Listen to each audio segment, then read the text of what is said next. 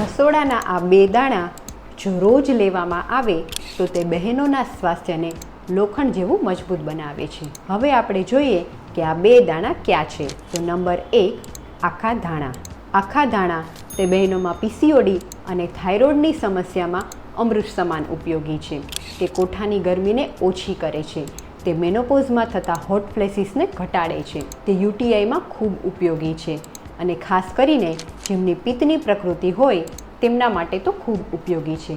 હવે આ આખા ધાણાનો ઉપયોગ કઈ રીતે કરવો? તો 1 કપ પાણી લો, તેમાં 1 ચમચી આખા ધાણાનો અધકચરો પાવડર નાખો.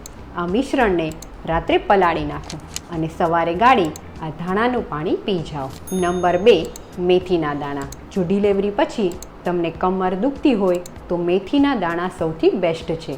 આ મેથીના દાણા હોર્મોન બેલેન્સ કરવામાં મદદ કરે છે. સાથે જ તે વજન ઘટાડે છે, લોહીને શુદ્ધ કરે છે અને હાડકાને મજબૂત બનાવે છે. તો આ માટે 15થી 20 નંગ મેથીના દાણાને 1 કપ પાણીમાં રાત્રે પલાળી નાખો. સવારે આ પાણી પી જાઓ અને મેથીના દાણા ગળી જાઓ. પણ હા, જેમને પિત્તની પ્રકૃતિ છે, જેમને કોઠાની ગરમી છે કે જેમને માસિક વધારે આવે છે તેમણે મેથીના દાણાનો ઉપયોગ ન કરવો જોઈએ.